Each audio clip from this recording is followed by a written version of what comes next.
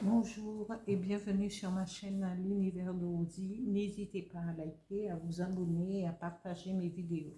Aujourd'hui, on se retrouve pour le tirage, pour la guidance sentimentale du mois de novembre et ce pour le signe du Sagittaire.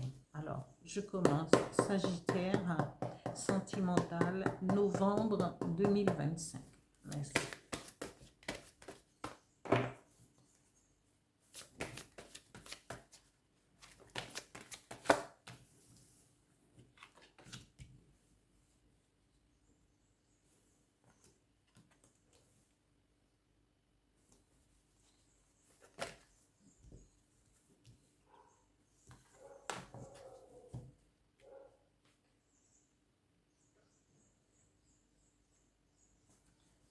Continue avec mon petit oracle intuitif pour les Sagittaires, novembre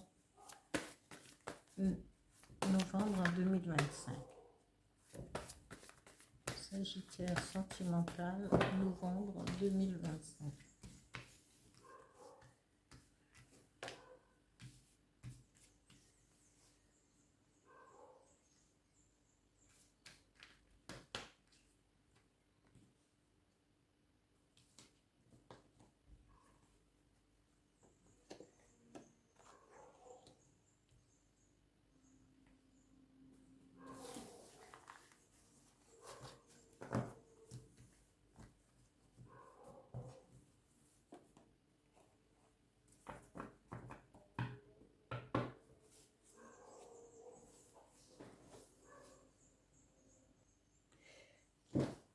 Oui, la première carte qui a été tirée, c'est la générosité, la compassion et la bonté. Ici, on vous dit que vous êtes quelqu'un, ami Sagittaire, vous aimez, vous êtes généreux dans votre façon, dans votre histoire sentimentale, vous avez beaucoup de compassion pour les autres et vous aurez de la compassion pour celui ou celle que vous allez, avec qui vous vivez ou que vous allez rencontrer. Ici, toutefois, on vous dit ici, vous êtes, oui, vous êtes compatissant, vous êtes, vous êtes aimant, mais soit on vous dit ici, il faut attention à ne pas trop vous dévoiler tout de suite, pas trop de bonté, de peur que celui ou celle qui va rentrer dans votre vie ne puisse pas vous induire en erreur, mais profiter justement de votre côté généreux euh, et de bonté. On vous dit ici, il y a quelqu'un dans votre vie et cette personne, on nous parle de sacrifice, d'abandon et de dévotion. Soit cette personne euh, est en souffrance à, par rapport à sa propre histoire, ou cette personne regardez de plus près, parce que cette personne peut avoir un trop plein de dévotion.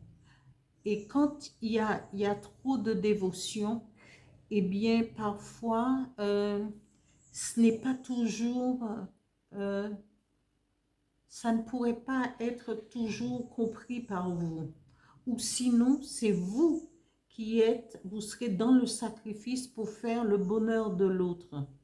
Et l'autre, c'est pas sûr qu'il puisse rester parce que cette personne peut être, quand je dis cette personne, c'est pour les deux sexes, hein, homme ou femme. Cette personne peut ne pas vouloir rester avec vous. Et c'est pour ça qu'il faudrait faire attention à ne pas trop vous dévoiler tout de suite, trop donner, trop compatissant, trop de bonté, trop de coupe et de générosité. Parce que cette personne a un travail à faire sur lui ou sur elle. Et cette personne, avant de pouvoir penser à concrétiser peut-être par un mariage euh, et tout, eh bien peut-être que vous vivez déjà ensemble, mais cette personne euh, a un nettoyage à faire parce que cette personne a un problème euh, et c'est peut-être un problème karmique parce que cette personne doit faire un nettoyage, parce que cette personne est trop empreinte euh, à la dévotion, au sacrifice. Et parfois, cette personne peut partir pendant quelques jours sans vous donner de raison.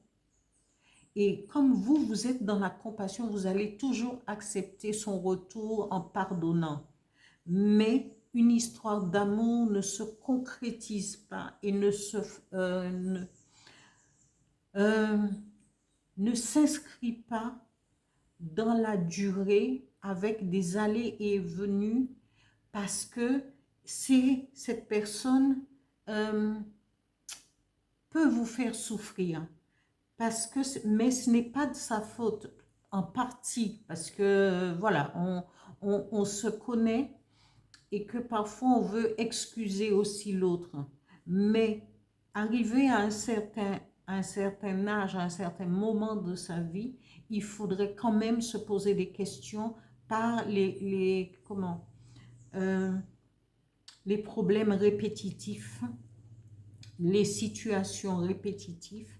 Et là, cette personne, il faudrait qu'il ou elle ouvre les yeux pour euh, prendre un rendez-vous avec un thérapeute, avec un chaman ou quelqu'un, afin de faire un nettoyage karmique pour trouver la guérison. Et après cette guérison, parce que quand on parle de guérison, c'est qu'on veut mettre, euh, quand cette carte sort, c'est parce qu'il faudrait pointer du doigt la problématique et il faudrait s'en occuper. Et on vous dit à ce moment-là, oui, parce qu'elle va comprendre tout, parce que dans sa façon de parler, elle va vous reprocher parfois le sacrifice qu'elle fait d'être avec vous et encore. Et un jour, elle va décider de partir, de rester une semaine à l'extérieur. Et après, elle va revenir avec une certaine dévotion. Je suis là, je, tu m'es utile. Mais en fin de compte, il ou elle se ment à lui-même et il faudrait pointer du doigt. Et cette carte, c'est pour pointer du doigt cette histoire. Ce n'est pas que cette personne ne vous aime pas, c'est que cette personne a un problème réel en profondeur et que ça vient de loin. Et il faut qu'il ou elle puisse pouvoir faire un travail pour pouvoir trouver la guérison. Et on vous dit, eh bien,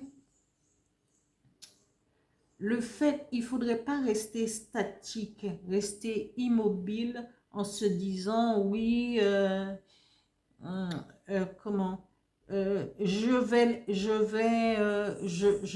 continue et je reste là.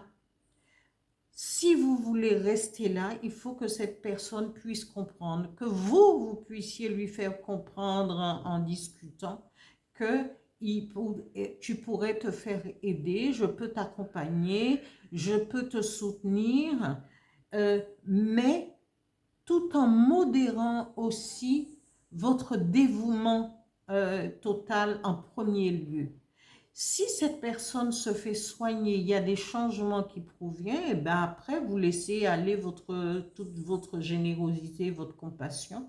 Mais en premier lieu, évitez de trop en faire, de trop donner de vous-même pour que les choses, euh, pour que les choses ne changent pas. Il faudrait d'abord que cette personne comprenne qu'il y a un travail à faire et qu'il faudrait s'y atteler si elle-même, il ou elle-même veut s'en sortir, veut comprendre pourquoi. Voilà.